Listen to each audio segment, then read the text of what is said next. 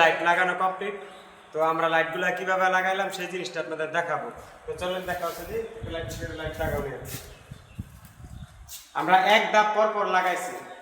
আমরা এক ধাপ পর পর লাগাইছি, বাতিগুলো।